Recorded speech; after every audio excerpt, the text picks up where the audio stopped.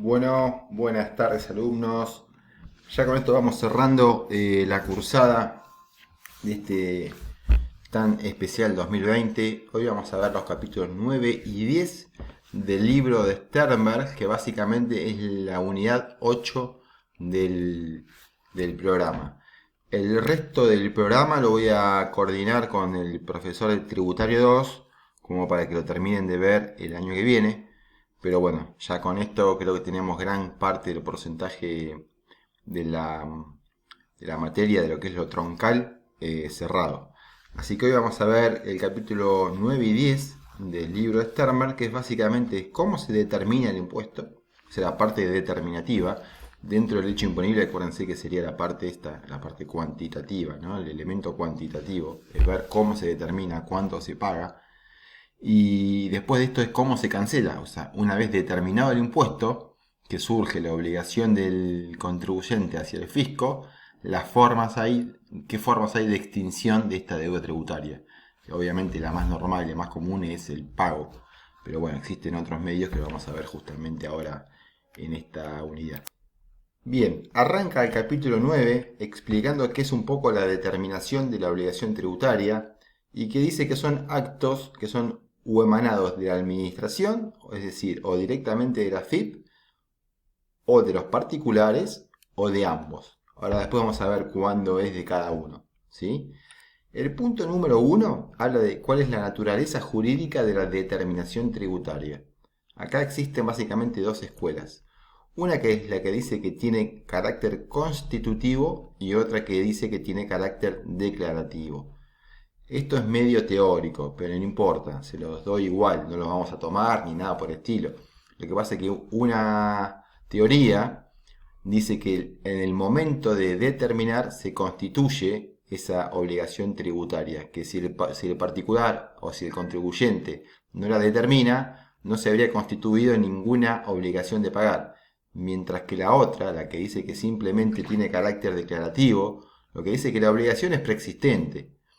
Una vez que la declara queda exteriorizada, pero en realidad la obligación del contribuyente es independientemente de la determinación, ¿sí?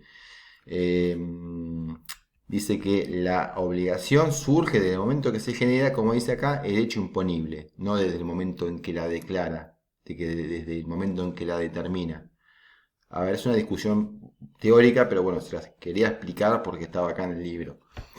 Pasemos al punto 2, que por ahí es más importante y es más jugoso, o sea, más a la parte práctica.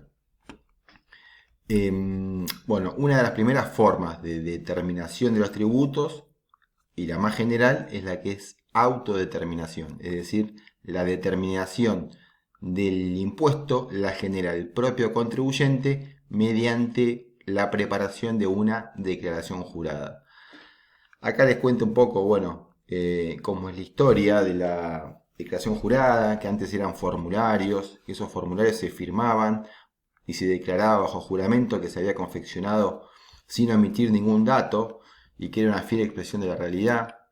Eso fue después, se fueron sacando un poco de circulación todos esos formularios impresos que daba el Estado que se llenaban con viromes. Las declaraciones juradas se hacían a mano, con viromes, se entregaban en la FIP, había que hacer cola, te ponían un sello de entregado, ¿sí? Eso hacía también muy dificultoso también la tarea después del control. El Estado se le complicaba hacer un control de datos o de cruce de datos, porque eran todos formularios escritos con lapicera, que lo que no tenían era justamente el poder que tienen hoy los grandes procesadores de información que hacen cruces, te cruzan tu declaración jurada de ganancias con por ahí lo que vos venís pagando, no sé, en el alquiler de tu casa, en el pago de la cuota de un club o del colegio de tus chicos. Entonces eso te provoca un montón de inconsistencias que puede llegar a haber entre los ingresos declarados por un lado y los gastos declarados por otro. Eso lo da ahora, o sea, el Estado tiene ahora eh, agarrado en la informática, tiene una herramienta de control cruzado muy importante que antes no tenía. Y acá sigue hablando que el avance de los sistemas de computación ha implicado la introducción como alternativa de uso generalizada de las declaraciones juradas elaboradas en soportes magnéticos y transmitidas electrónicamente por Internet. Estos soportes magnéticos se refiere a unos disquetes. Esto es algo que hubo entre los formularios y lo que es hoy, que es todo internet. Antes había un aplicativo, o sea, como si fuese una app, hoy por hoy en los celulares, ¿no? Donde uno generaba ahí o preparaba ahí su declaración jurada, lo grababa en un soporte magnético que generalmente eran disquetes. Primero había unos disquetes gordos, grandotes, que se llamaban 5 y cuarto, que ustedes seguramente ni se deben acordar o directamente ni lo conocieron. Después había unos disquetes más chiquitos que eran 3 y medio. Después de eso se empezaban a presentar en pendrive, se cargaban en el pendrive, ya ahí ya era más moderno, se podían cargar varios archivos en un pendrive y presentarlos. ¿Dónde se presentaba esto? Generalmente se presentaba en un banco o en un Vapro, se le daba al cajero este pendrive o este disquete, el cajero lo bajaba a la computadora, lo cargaba en el sistema de AFIP y así se tenía por presentada la declaración jurada. Todo esto cambió, obviamente, ahora con el uso de Internet. Ya esto no existe más. Todas las presentaciones se hacen a través de internet con lo que acá le denominan, o sea, en lugar de la firma, antes se firmaban los formularios, en lugar de eso ahora existe lo que se llama servicio de clave fiscal. Que al introducir el quit de la persona y su propia clave fiscal, que es un password, ¿no? Como si fuese la clave de, no sé, de ingreso a una red social o lo que fuese, eso reemplaza lo que sería la vieja firma del formulario. Así que ahora, bueno, todas las declaraciones juradas autodeterminativas son presentadas por internet. Y esta declaración jurada presentada por el sujeto pasivo, es decir, por el contribuyente, dice acá, adquiere el carácter de firme, es decir, que no puede posteriormente modificarla reduciendo el monto de la obligación declarada por errores de cálculos, lo que conste en la propia declaración, excepto por errores de cálculos, ¿no? Esto es muy importante. ¿Qué es lo que dice acá? Que en el momento que el contribuyente presenta la declaración jurada, quedó firme, pero quedó firme solamente para él. Es decir, él no puede decir, no, bueno, acá me arrepiento, esta venta no, pongo otra, y que haga reducir el importe a pagar. ¿Sí? No se puede. Sí, podéis presentar una declaración jurada posterior que modifique la anterior, siempre y cuando sea un impuesto a pagar mayor que la que se presentó anteriormente, pero nunca menor, ¿sí? Excepto cuando sea por errores de cálculo, dice acá. Que bueno, esto tiene... si tuviésemos las clases en vivo, le contaría varias experiencias que he tenido con este tema, pero en principio, hoy por hoy, muchos errores de cálculo no hay, porque como hablamos recién, casi todo surge por aplicación de programas informativos, donde ya no hay que sumar con calculadora como se hacía en los viejos formularios, sino que ya los números son todos procesados por programas donde es difícil que haya un error de cálculo. Y acá lo que dice es, no obstante, la declaración jurada presentada queda sujeta a verificación administrativa. Como les explicaba acá arriba, la declaración jurada queda firme, pero queda firme para el contribuyente. Luego la FIP obviamente que la va a revisar y va a hacer lo que se llama una verificación administrativa, cruzará datos, pedirá mayor documentación al contribuyente para ver si lo que declaró se ajusta a la realidad, ¿sí? Pero para el contribuyente sí queda firme la presentación y solamente la puede modificar si presenta una declaración jurada que dé un impuesto a pagar mayor. Bien, ¿qué pasa con la determinación de oficio? ¿Qué es la determinación de oficio? Cuando el contribuyente omite la presentación jurada, o bien las que presentó resultan impugnables, el Estado puede impulsar un procedimiento de determinación de oficio. La determinación de oficio es el proceso por el cual el Estado hará la determinación de la obligación tributaria de un contribuyente porque éste no lo hizo o lo hizo incorrectamente. ¿Qué quiere decir de oficio? De oficio quiere decir algo oficial. Algo oficial significa que es del Estado, ¿no? Entonces, una determinación de oficio significa que el Estado va a preparar tu declaración jurada. ¿Por qué? O porque vos no la presentaste, o porque si la presentaste, le hiciste de una forma incorrecta. Entonces, el Estado toma tu rol y dice, bueno, lo voy a preparar yo. La declaración jurada que tendría que haber presentado Nadia, Nélida, ¿sí? Fernanda o quien sea, como no la presentó o la presentó incorrectamente, la voy a hacer yo en lugar de ella. Yo voy a tomar los datos de las ventas, yo voy a tomar a ver cuáles son las compras que tuvo, ¿sí? Y eso cómo lo voy a hacer, como yo no tengo los datos que tendría que tener la contribuyente, que tiene todos los datos, lo voy a hacer básicamente mediante dos formas. El Estado tiene forma de hacerla. Lo que se llama sobre base cierta o sobre base estimativa.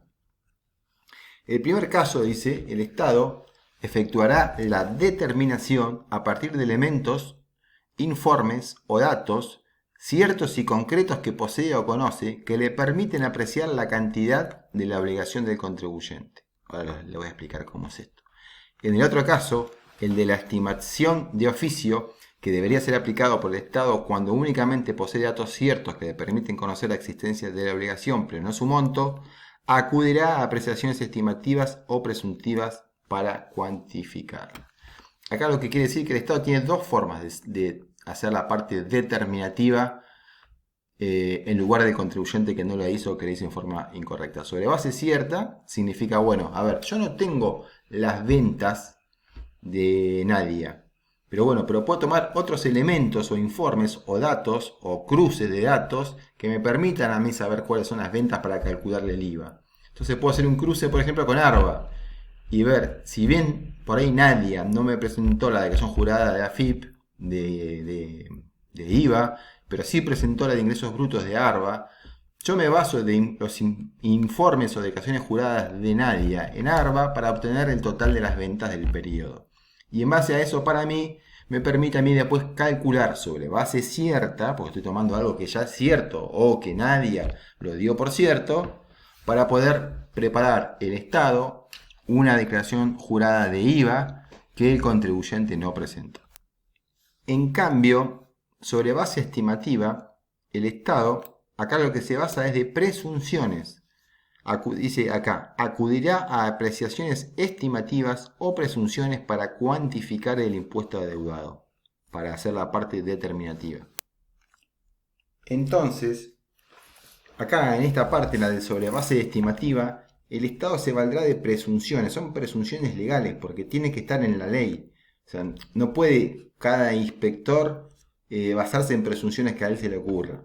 Las leyes se encuentran enumeradas en el artículo 18 de la ley 11.683, perdón, página 75, 77, bueno, me está faltando una hoja, donde dice justamente que se encuentran enumeradas en la ley y que ahí está cada uno de las presunciones que se puede basar el inspector y el Estado cuando hacen la determinación de oficio. Yo después le voy a pasar la página 76 que no está acá, no la cargó o no sé qué es lo que pasó.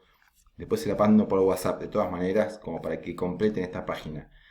Ahí en la página 76 del libro dice que algunas de las presunciones pueden llegar a ser se refieren a ganancias de las personas físicas, dice que equivalen por lo menos al triple de lo que paga de alquiler de su casa de habitación. El inspector puede encontrar, por ejemplo, el contrato de alquiler de lo que paga de su casa, y hay una presunción que dice que por lo menos gana el triple de lo que paga de alquiler de su casa. ¿Sí? Eso es una presunción que lo establece la ley. O que el valor de los inmuebles puede ser justipreciado por el Estado cuando el declarado por el contribuyente sea notoriamente inferior al de plaza, a que las diferencias de inventarios de bienes más un 10% en concepto de renta dispuesta consumida. Bueno, ahí están todas las presunciones de las cuales se puede valer el Estado. Después le paso una foto de la página 76 si las leen.